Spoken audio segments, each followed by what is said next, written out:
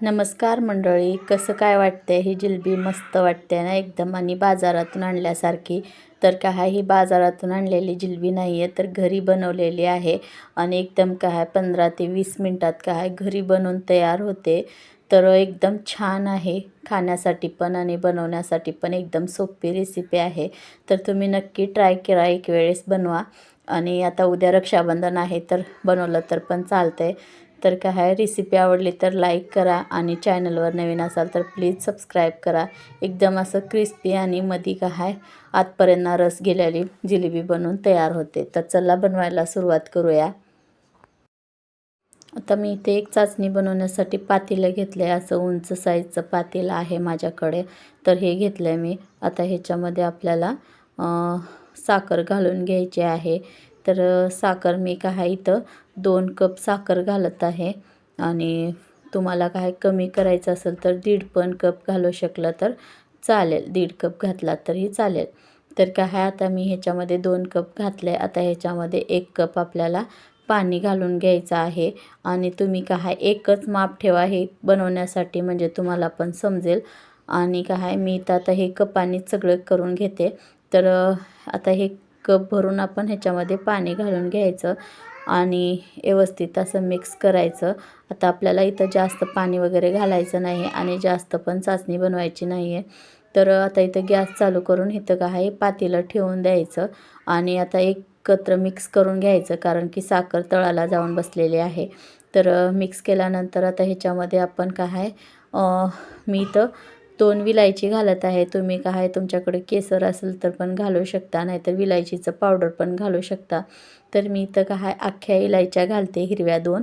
तर आता हे झाल्यानंतर आपल्याला असं मिक्स करून चांगलं ह्याला साखर विरघळू द्यायची आहे व्यवस्थित. आणि इथं बघू शकता तुम्ही मस्त असं आपली साखर काय विरघळत आलेली आहे आणि एकदम असं बुडबुडे झाल्यात, पूर्णपणे साखर वितळली आहे.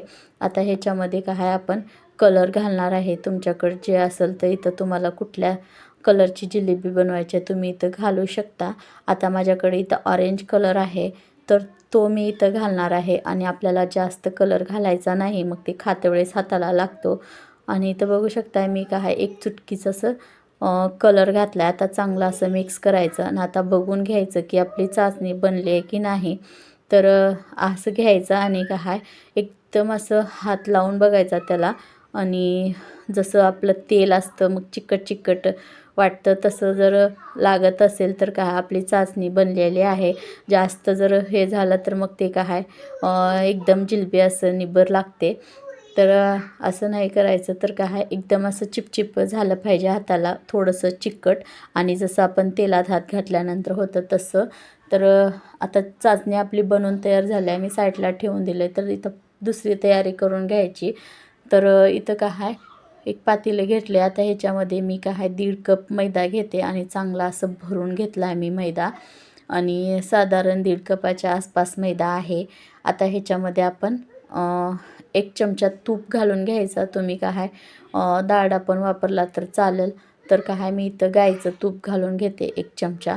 आणि काय मस्त असं तूप घातल्यानंतर सगळं असं मिक्स करून घ्यायचं, एकजीव करून घ्यायचा चांगलं. आपल्या तूप काय पिठाला असं मिक्स करून घ्यायचं, लावून घ्यायचं हाताने. आणि मी इथं काय मस्तपैकी असं चोळून घेतलं आहे. आता ह्याच्यानंतर आपल्याला काय इनो घालून घ्यायचं आहे. तर इनोचं पॅकेट पूर्ण इथं तुम्ही वापरू शकता. मी इथं 1 चमचाभर काय इनो वापरणार आहे. तर इथं आता इनो घालून घ्यायचा आणि काय लगेच आपण ह्याच्यामध्ये पाणी घालून घेणार आहे. तर मी इथं 1 कप पाणी घेतलं आहे. आता बघू आपल्याला किती पाणी लागतं आहे. तर थोडं थोडं करून असं काय बॅटर बनवून घ्यायचं आहे आपल्याला. एकदम असं स्मूथ पीठ मळून घ्यायचं आहे. तर तुम्ही थोडं थोडं पाणी घालून काय न गाठी होऊ देता असं काय पीठ हे चांगलं व्यवस्थित मळून घ्यायचं. तर आता मला इथं पूर्ण पाणी लागलेलं आहे. तर हे पूर्ण पाणी घालायचं एकदाच आता आणि मस्त असं काय फेटायचं हाताने.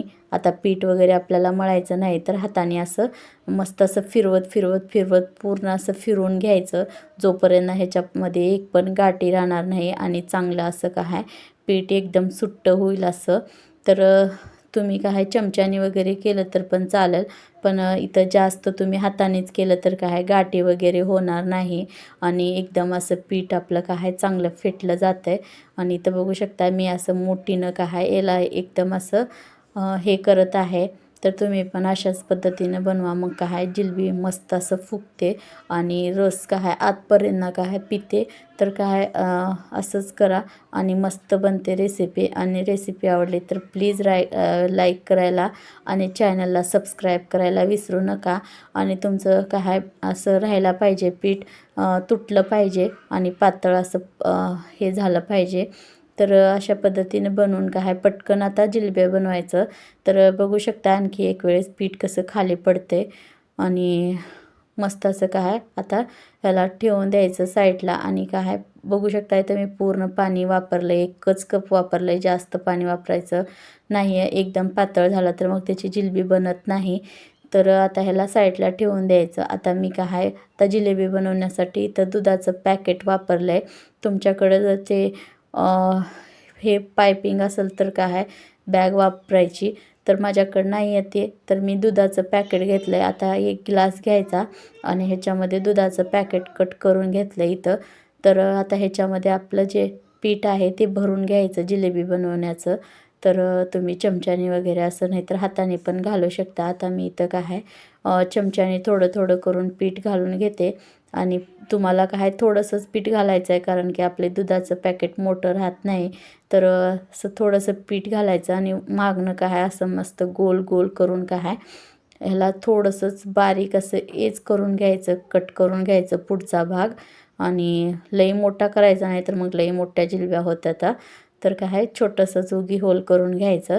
तर बघू शकताय मस्त असं मी थोडंसंच पीठ भरून काय मागच्या साईडनं असं गोल गोल करून घेतलं आहे. आता इकडं पसरवानाची कढई घ्यायची आणि ह्याच्यामध्ये तेल घालायचं, कारण की आपल्या आरामनं काय 5-6 जिलबी होत्यात ह्याच्यामध्ये. तर असं घ्यायचं, पसर असलेलीच कढई घ्यायची आणि थोडंसंच तेल घालायचं, जास्त वगैरे आपल्याला तेल लागत नाही. तर आता मस्त आपलं तेल गरम करून घ्यायचं, एकदम असं कडकडीत गरम नाही, पण गरम झालं पाहिजे तेल, कारण की जिलबी टाकल्या टाकल्या असं फुलली पाहिजे. तर असं गरम करून घ्यायचं. आता बघू शकता मी इथं मस्तपैकी असं फिरवून घेते आणि तुम्हाला जसं आलं तसं बनवा. मला थोडेसे वाकडे तिकडे होत्यात. आणि जे लोक बाहेर बनवतात त्यांना रोज प्रॅक्टिस राहते, ते मस्त असे बनवतात. आणि कधी पण बाहेरनं मध्ये यायचं, नाहीतर मग ते तुम्ही जर मधून बाहेर आलात तर मग ते कट करायला थोडंसं प्रॉब्लेम होतं. तर बघू शकता इथं मस्त असं जिलबी आपली बनलेली आहे आणि एकदम असं कडक आहे, तुटत वगैरे नाही आहे. तर आता ह्याला असं मस्त तळायचं आणि नंतरनी गॅस काय बारीक करायचा, कारण की आतपर्यंत शिजली पाहिजे. तर मस्त अशी झाल्या. तर ह्याच्या आता काय काढून घ्यायची सगळी व्यवस्थित शिजल्यानंतर. आणि काय गरम गरम जिलेबी काय पाकात सोडून द्यायची. मग काय पाक चांगलं पेते जिलेबी चाचणी. तर अशा पद्धतीने तुम्ही पण काय मस्त अशी जिलेबी बनवून घरी तयार करता एकदम कमी वेळात. आणि असं काय जास्त लाल होऊ द्यायची नाही आणि लाल काढायची पण नाही, एकदम अशी पांढरी काढायची. आता काय पाकात इथं घालून द्यायचं आणि पटकन असं डुबवायचं, मध्ये असंच पकडून धरायचं, म्हणजे काय पाक मस्त असं आतपर्यंत जातो. आणि ह्याला काढून असं चाळणीवर वगैरे ठेवून द्यायचं. आणि इथं बघू शकताय माझ्या पूर्ण जिलेब्या करून झाल्यात आणि पाक आपला बराबर झाला आहे. आता ह्याला काय करता थोडंसं राहिलेलं आहे, पण काय मस्त अशी काय मी इथं ताट भरून जिलेबी बनवलेल्या आहेत एकदम सोप्या पद्धतीत आणि पटकन. आणि एवढंसं पाक राहिले आणि इथं तेल पण बघू शकता कमी तेल लागतं जिलेबी बनवण्यासाठी. आणि एकदम मस्त अशी जिलेबी बनल्या तेवढ्या साऱ्या. आणि तुम्ही वाटते का घरी बनवल्यासारखं एकदम बाजारातून आणल्यासारखी वाटते.